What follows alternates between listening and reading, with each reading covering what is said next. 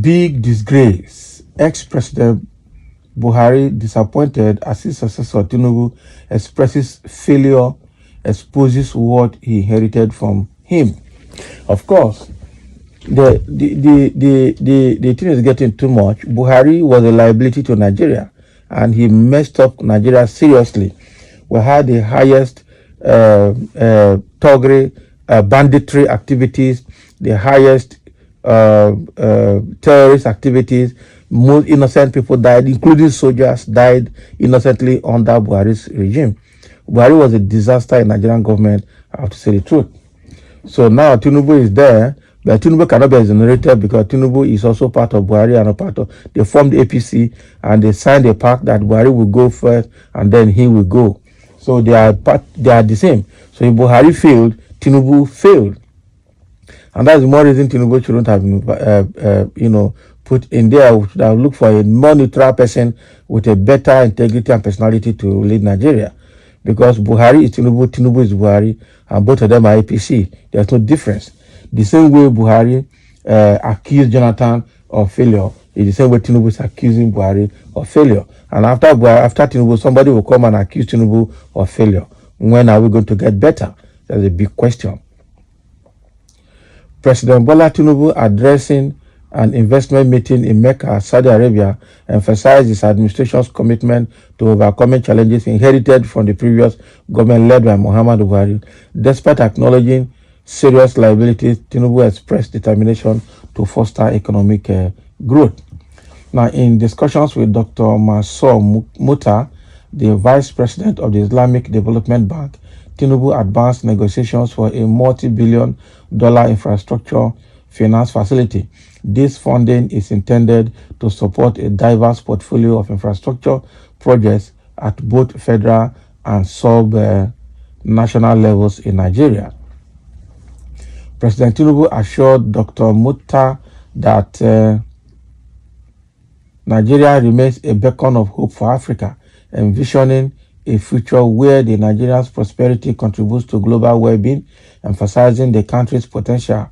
He outlined plans to address deficits in port and power infrastructures, as well as agro-allied facilities to ensure sustainable food security. English. So, Tinubu acknowledged the challenges faced, but refrained from making excuses, highlighting the investment opportunities available in various sectors. He called for increased collaboration with the Islamic Development Bank to overcome obstacles such as access to finance and guarantees. Recognizing Tinubu's swift economic reforms, the Islamic Development Bank Vice President commended the President for bold actions, expressing readiness to support substantial investment in Nigeria. The Vice President noted the significance of Nigeria's success for Africa and pledged the bank's support for the country's economic transformation. In a broader context, the Islamic Development Bank president announced a substantial investment of $50 billion for the African continent. Given Nigeria's status as the largest market and economy in Africa, it is expected to receive a significant share of this investment. President Tinubu concluded the meeting by thanking the Islamic Development Bank management and assuring unwavering commitment to earning investors' trust. The Nigerian delegation, including Governor Bala Mohammed, Governor Dikko Rada, Governor Umar Bago, and Minister of Budget and Economic Planning, Senator Atiku Bagudu, participated in the discussions, highlighting the collective effort to drive Nigeria's economic development.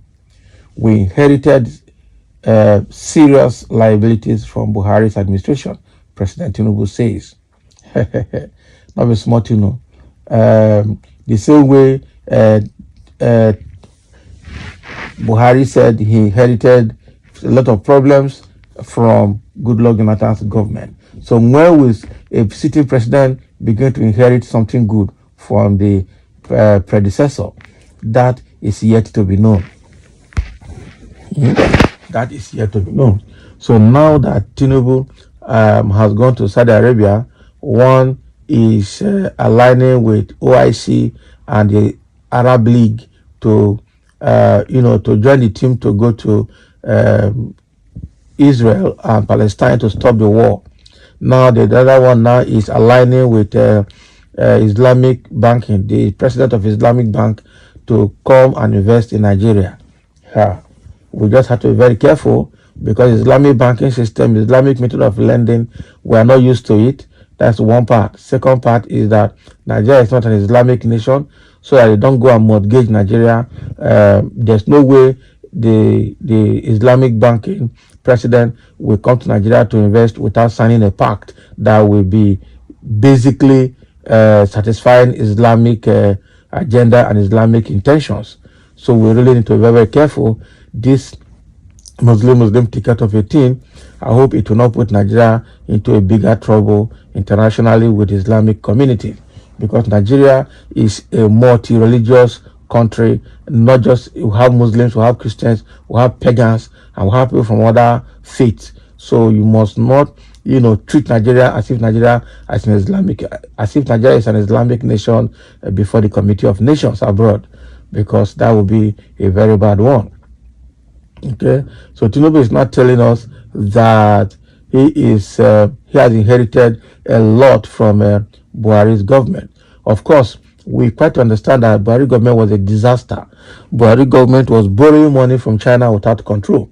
Well, only God knows what Buhari government had signed with Chinese government, I tell you. And who is going to bail us from all of that trouble, I don't know, because I don't see this administration to be better. Tinubu's government is Buhari's Pro Max, and it's likely going to be the same, if not worse.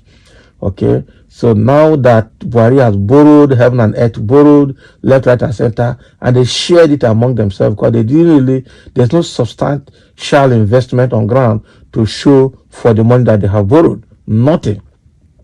Okay, now the same thing we are seeing from this government. I just hope that they will not just go and set us up to fail before other nations. Blaming Buhari's government is not enough, because Buhari blamed Jonathan government for 8 years, and at a point he was started saying that corruption is fighting back. Now Tinubu is starting the same thing. I don't know what he's going to achieve. APC actually is not it anymore.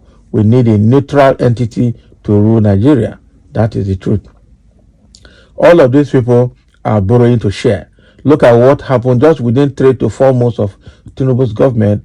The National Assembly already are giving themselves voicemail and email to their bank account to share under Akpabio's Senate.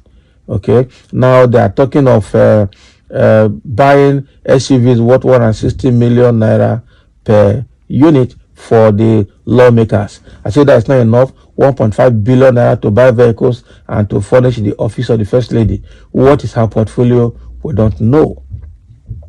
Now they've paid for either 5 billion naira yacht, 5.0 billion naira yacht for the presidency, and they say that it's going to be used by the Navy for marine security patrol. Since when have Navy started using yacht to do security patrol? Or is it not gunboat that they should be using? Or is it not submarine that they should be using? And gunboat rather than yacht. Okay, and I wonder whether presidency is now part of marine police and naval patrol in Nigeria. Just wonder will never end in this country. So that is what we are seeing here.